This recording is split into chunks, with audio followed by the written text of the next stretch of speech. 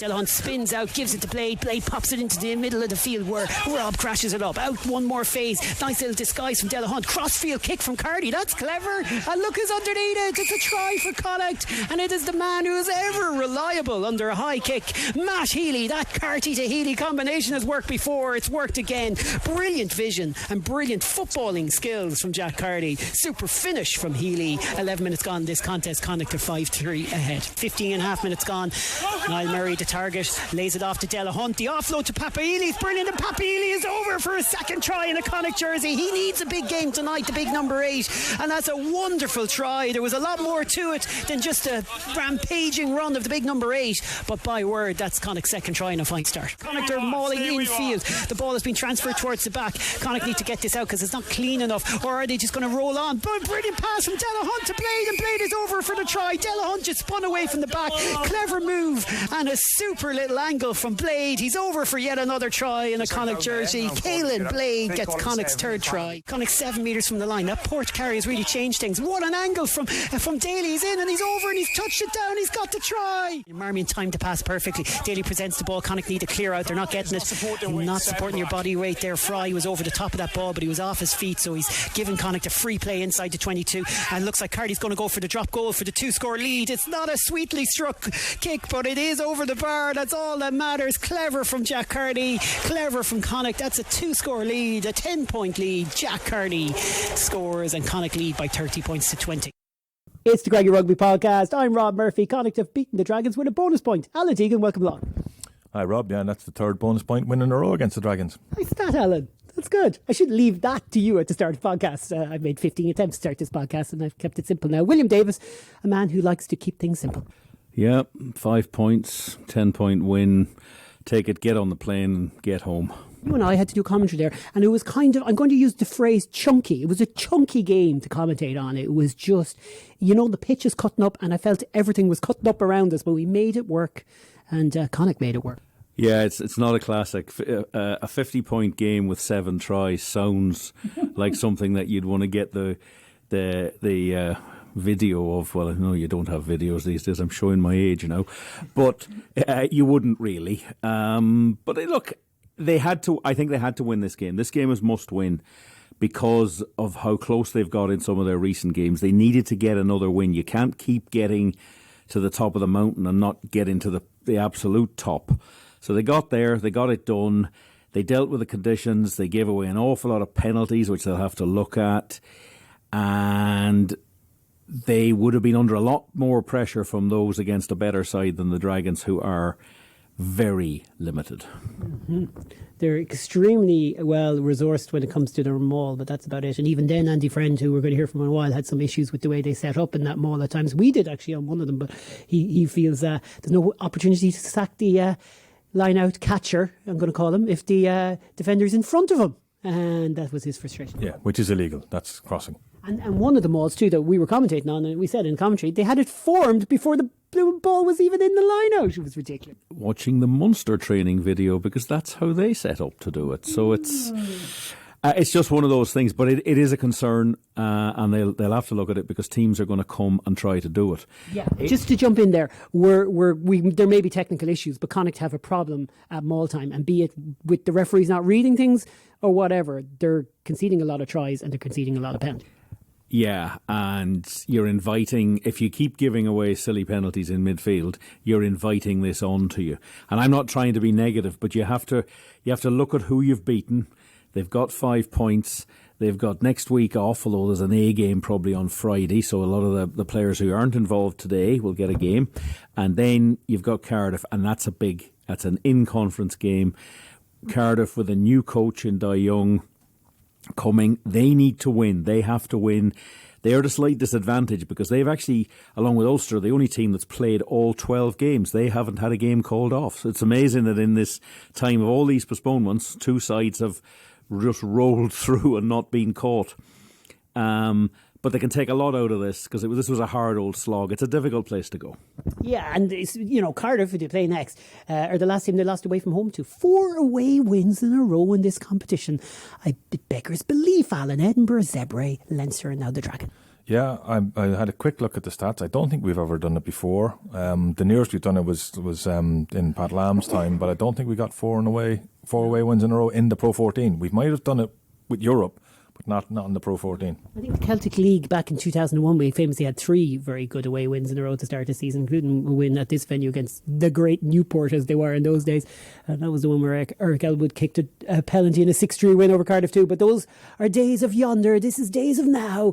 And Dragons have lost 5 of the last 7 fixtures against Connacht at this venue. I do feel, William, right, we know Connacht have issues with discipline. That game, 15 penalties conceded. We know they have issues with the line-out, and they'll analyse that to death. But I do feel there was a quality difference that was encouraging in terms of attack play in the 22. Connacht's 4 tries, as you're going to hear from Andy Friend, as I said to him, were all a lovely variety of different scores. Crossfield kicks, really good lines. There's some good scores in there. Yeah, there's some very good scores. They backed themselves. And that's the key thing. And there was some good skills. Shane Delahunt, lovely hands. Great line by Tom Daly for the last try, but we're just watching the replay again because they're reviewing it here. It's the sympathetic pass. Marmion holds it for a fraction of a second because he can see Daly coming, but he knows I have to get it at him right on the angle line. He could have thrown it a little bit early and Daly might have had to stop marginally, but he didn't. It was perfect. Most certainly was. Hey, how about we go to the interviews? You're going to hear from Tom Daly, who we just talked about there, scoring that try. And you're also going to hear, first and foremost, from Andy Friend. Andy, the way we signed off on the commentary there was, leaving aside some of the mistakes, feel the 5 points and be happy with that. That's what Connacht fans will probably think. I presume, first and foremost, your thoughts are that's 5 really valuable points in the standings. Yeah, we actually just said the same in the shed, Rob. We just said that's a really important win for us. We haven't had many in the last bout of games, so to come away again and to come here to Rodding Parade and to get that win after what I thought was a pretty sloppy first 40 from us, to be honest with you, mate. We weren't happy at half time, but I thought our second 40 was much, much better, and to get 5 points in the win is very pleasing for us. Just on the contest itself and the kind of scrappy nature of it, can you put your finger on any element in it that's already kind of come to your mind? Is it straight, like we're looking at 15 penalties there? A lot of them were in possession, so it wasn't all about just poor discipline in defence, but that's far too high, I presume. Yeah, and I think we had 10 or 11 at half time, mate. So, and we just said, listen, our message at half time, fellas, trust the system. Like, I know we haven't played footy for a few weeks. I know you've got blokes actually trying really hard to make an impact, but we don't need to force it. And I felt that we were forcing it, certainly in that first 40, but I thought the way the fellas adjusted their behaviours there in the second half was really impressive, and allowed us just to play footy without piggybacking Dragons up the football field. And then the result was, 2 more good tries and a penalty, and we come away with a good win. Yeah, there's some great tries in it. Maybe we'll get to that before we get to maybe the Maul defence. But just on the tries, a beautiful crossfield kick from Jack Carty. He seemed to have a really, really good game tonight. And obviously, Tom beside you there took a superb line on his try. Delahunt rightly probably got praise for the Man of the Match award for some of his assists, including the Caden Blade try. It's kind of a nice mix of scores in a scrappy game. Yeah, and again, Paul Boyle was our skipper tonight, but that was his message in the change room too, fellas. We can play some really good rugby, and we can play some really good rugby. And as you said there correctly, Rob, there was a good variety with it. A crossfield kick, an incredible line from Dales, a couple of nice little offloads, one off a launch play, one through the middle of the ruck off a maul. There is good variation in that. So I've got no issue with the quality of our attack. It's our ability to be consistent over 80 minutes. That's what we're going to continue to work on. But we got there tonight, which is really pleasing. There's a lot of parts of our job that's very easy. So it's awfully easy for us to say you conceded 3 maul tries and Connacht have a serious problem with mauling, but mauling defence, I should stress. What's your thoughts on that reality at the moment, or would you feel that maybe it's not that simple? No, I actually thought, the fact of the matter is, because we've conceded some more maul tries over recent weeks, teams are going to maul us.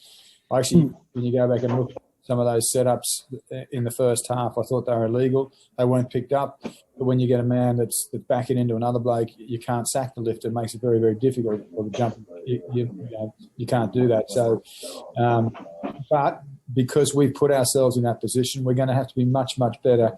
And I thought in the second half we actually got there with that. I thought some of our more defence in the second half was very good.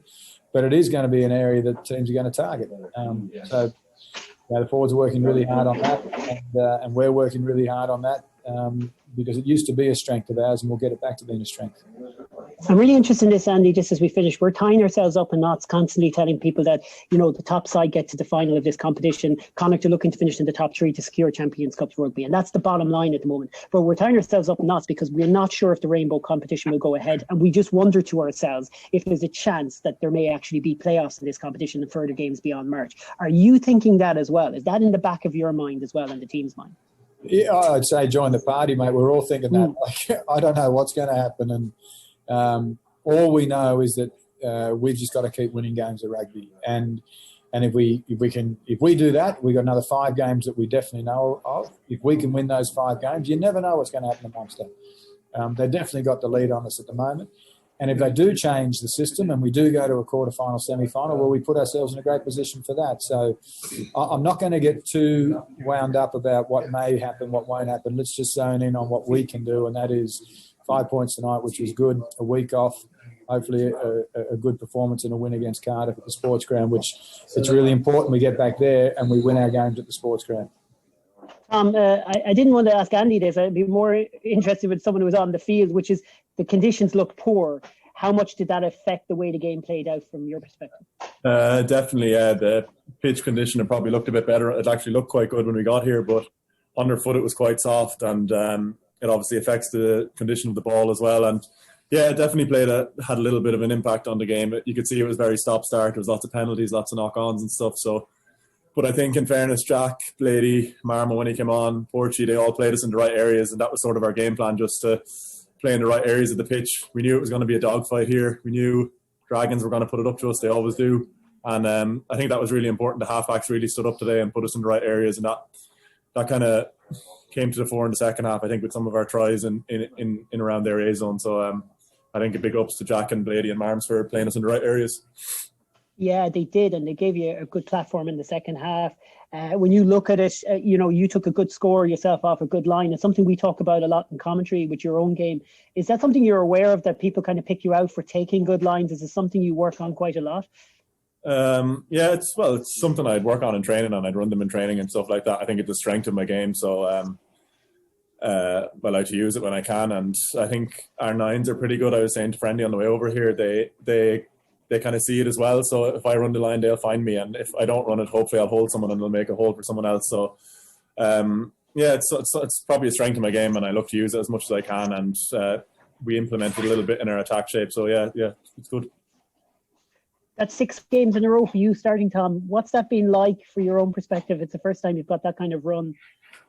Yeah, it's been really good. I think I can see the benefits myself. My performances have been just getting better this year than they have been in years gone by, just because of that consistent game time. And I think every time I play, I know I have to play well, because there's centres to come back, and there's young Sean O'Brien in the academy who's been training really well, and he's going to get his chance soon. So like whoever starts in the 12 and 13 jersey in Connacht, we know there's like 3 or 4 guys behind us itching to get into that jersey, so you have to play well to keep it. So I think that's a strength. It's a pretty strong position in our squad. So I think every time someone goes out there in a 12 or 13 jersey, they're going to have to play well. So yeah, the pressure's on every time you wear it. Tom, just to finish, you flew in this afternoon. You'll be back in Galway around 2:30 in the morning. What's that like from a player's perspective? I like it, to be honest. We get home, we get to sleep in our own bed tonight. We might be a bit later than usual, but in years gone by, maybe we might have had to stay the night here in Newport and travel back tomorrow afternoon, and you might not be back in Galway until 3 or 4. So I think the players are big fans of this new travel system we have. We came over this morning. We didn't leave Galway until midday, I think. So we slept in our own beds, got a nice breakfast at home, and it's all very relaxed. We were probably from Galway to Newport in 2 or 3 hours, which is probably half of what might have taken us before when we used to travel to Dublin and fly to Cardiff and bus down. So I think everyone's a big fan of the new travel system we have in place. big game then 2 weeks' time, but you go into training now next week with 5 points. So I presume it's a much happier camp than maybe it was the last couple of weeks. Yeah, definitely. It's been frustrating the last few weeks. We feel we've had some really good performances. Obviously, that Leinster one stands out, and then we were good in parts in some of the other interpros, and then we were really good in the first half against Ospreys, and then we just let it slip. So I think the win was much needed, as you said, and it definitely will improve the mood in camp. But the mood has been good. It's just about consistency, as Friendly said there, and we'll work on that from now. We have a good starting point with a good win here, and hopefully we'll build on that in the next block of 5 games. All right, from the lads, interesting to hear from Tom Daly there on the perspective of the travel. Alan, I guess just while that's in our listeners' heads, we may as well talk about it a little bit. We've been fascinated by this change of chartered flights. Connacht were never so lucky for such a luxury in the past, but the players love it. And just to emphasise it, it really struck home. He was in his own house in Galway at midday today, having had a nice breakfast. He made it to Rodney Parade in time for a quick meal at the hotel and then to the game, and they're back in Galway at 2:30 in the morning. That's not bad. That's pretty good. I can't imagine charter flights used to cost as little as they do now. It's a brilliant way to do it. This must be like old times, you know, where guys jumped on a bus, went to a game, came home afterwards. They're just going on a bus with wings. Days, and they're really in good form. I'm interested just to look at a different angle. So we went into that press conference audio there talking about Marmion's pass to Daly and that brilliance. I loved, and we said this in the commentary, so let's talk about it, the communication between Delahunt and Blade. Because it was a issue in the past, not particularly between those two, about how Connacht used the ball off the back of them all. But for a couple of tries in that game, I think it was the Matt Healy try off the Carty kick, where Delahunt took the right decision at the right time to take it out, and Blade linked well with him. And then obviously for the second half and the third try of the game, Delahunt and Blade combined brilliantly. Yeah, because Shane Delahunt for that had to take a decision to go because they were getting in, their maul was getting into a bit of a mess. So he just spotted the gap and went, and like all good scrum halves, Caelan Blade was there waiting for a very nice little pop-up to him, and he thought, thank you very much. And that's what you're looking for. And the conviction to do it and make the decisions at the right time. There's still a bit of a work in progress at times, and I think they're aware of that. But these away ones, we're even there. We go. We're seeing Jack Carty's scruffy drop goal. Not something that happens very often for Connacht. We haven't had one since October 2018. Critical score to finish the game, though. Absolutely, it is a potent weapon. Look. Let's look back. Munster did that to Benetton last Friday night or Saturday. I can't remember which day it was. One of those days. But they did it. It's 3 points. It'll win you a game if you have the confidence to do it. And I think it could be done more often because it's just an opportunity, especially if it's getting a bit slowed down in midfield. But fair play to him. He saw it. They were on a penalty advantage, but he decided, no, do you know what? We'll just take this. Connacht don't score many drop goals, but against the Dragons we seem to score a lot. You've got Dan Parks with 3, right. Paul Warwick, Tim Donnelly, Ian Keatley, and Mark McHugh. Mark McHugh, of course he's in there. Did I ever tell you? Never. Yeah. Well, I'm just saying, like we don't score many drop goals, but crikey, we seem to like scoring them against the Dragons. Indeed, we do. All right, we got to bring this podcast towards something of a conclusion. We have another week off. Connacht have finally made up all their games. They have 5 games left in the current competition. As you heard from Andy Friend there, he's as confused as we are. But I do get the impression, William, that if we were to just all put our head on the block here, we're going to say he, like us, is expecting a Rainbow Cup not to go ahead and an extension to this competition. And for that reason, not only will the top 3 place secure you Champions Cup rugby next season, it's probably going to get you into a playoff much later in the season if they can maintain this pace. So these next 5 games are critical. They could put some real daylight between themselves and, let's say, Edinburgh and Fort, and really copper fasten, can I say that, their position. Yeah, because I'll tell you, if they have to go to all cross-conference games to finish the season out, it would mean going to Ulster, bringing Leinster to Galway, who are hammering at each other to be top of the Conference A. Zebra at home, yep, you'd take that one. But then they'd have to go to Glasgow. And then they'd have to go to the Ospreys. We're laughing because we've added to this 3 times, folks, because William didn't believe we still have the Dragons also, but we do. Well, we would have the Dragons, yes. So we'd have the Dragons and Zebra and Leinster in Galway, but we'd have to go to Ulster and Glasgow. And Ospreys. So you're just saying, but then you look at this situation where they're trying to finish ahead of Cardiff ahead of the Scarlets. Obviously, if this extension to season, they have 6 more games on top of the 5 they have coming up, because you have to play the 6 teams in the other conference. So they could have 11 games between now and the end of the season. But these games, inter-conference games, are to come to the end of March if this extension comes. And they're critical. And there's never been a situation like this where you focus on your conference, put distance against the sides that are actually battling with you. Sure, those out-of-conference games may well not matter as much. They don't, but they will for Shane Delahunt, because if there is 11 more games in the season, he becomes another centurion. Do you know what I didn't get time to mention today in the commentary? I was so mixed up. Is your point that Dennis Buckley had a very, very big milestone. Let's give it to the man who gave me the stat. Dennis Buckley is now the 3rd highest Connacht capped player. He's just passed Ronan Loughney, so he's now actually the top Connacht capped prop. And one of these days... Let our listeners guess who the other 2 are. Press pause on your podcast. Don't get this wrong. Don't get this wrong, Connacht fan. And the other thing is, one of these days, he is going to score a try for Connacht, because he hasn't scored one in 5 years. Because all the 7 tries he scored for Connacht were all scored under Pat Lam. Interesting. Strange.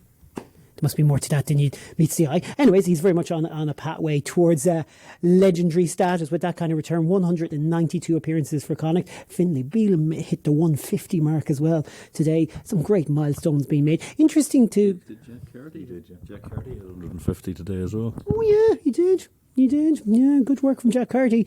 And when you look at the kind of return and the experience that these players have, and they're still, I mean, Bealham's 29, Buckley is 30, Carty's still 28. Still a lot of rugby in these lads. Yeah, there's a huge amount of rugby in them.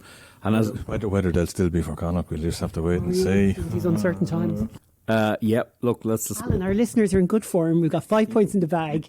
They're all like, find another podcast. Yeah, it's contracts time. I mean, Andy Friendis has re-signed, but we haven't heard any players re-signing yet. I'm sure negotiations are continuing and news will come out at some stage, but it would be good to hear about who's staying, because his project will be determined by the players that he has.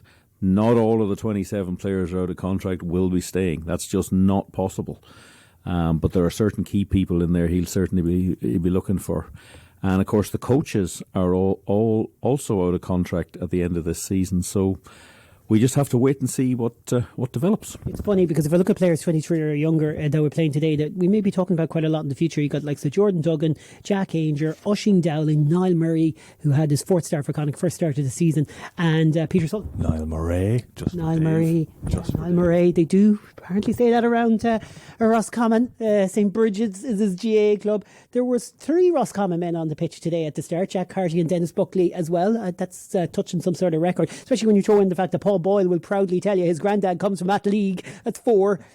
Yes, it was all about the Rossies today. It was all about Connacht. They got the points. Let's bring this to a conclusion. Say Cardiff is a huge game. The sports ground is not a happy hunting ground for the team that resides there. They're not even training there at the moment. They were out in Capper Park last week.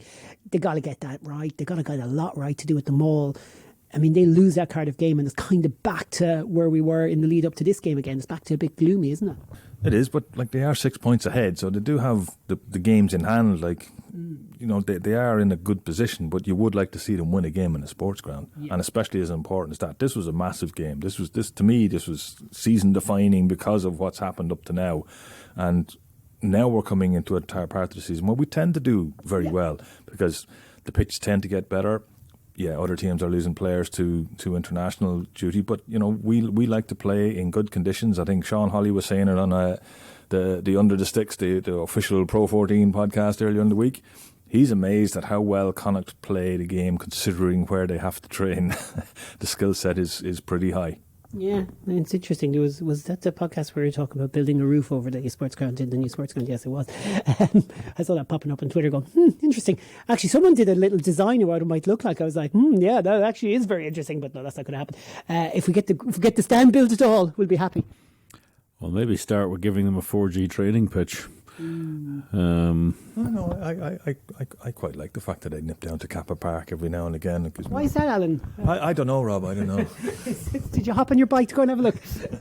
Enough of that. Moving swiftly along. Yeah, so look, as I build towards that, I didn't want to raise kind of a negative prospect of them losing, but you like your must-win term, and it does feel still a little bit must-winny, this Cardiff game that's to come. Yeah, because it's in conference, and as Alan says, they got to win another one on the sports ground, and they've got to play for 80 minutes in the sports ground. Against Munster, they played for about 7 minutes, and 7 damn good minutes. And against the Ospreys, they just, I don't know, after half time it fell apart. And you think about the first half against Ulster, which was brilliant. I mean, we're so demoralised by the second half performance. There's patches, and then it just doesn't get there. Yeah, and Cardiff are a better side than the Dragons. And Di Young is a wily old operator. He's come in there instead of John Mulvihill, and I think he'll make a big difference. Well, for me, the star of the week was Shane Delahunt. I enjoyed the podcast, guys. You did a fine job, as you always do, on the pre-game stuff. And I just loved listening to Shane Delahunt. Oh, what a refreshing voice. Credit to Connacht. They rotate the players in and we get a fresh voice each week. But sometimes you hear someone like, I was just listening to Tom Daly there and chatting to him. You know, there's certain players that you just wish you could talk to them every week because they're superb insight and they just enjoy the process of talking to us guys. Not all of them do, but they all give us something.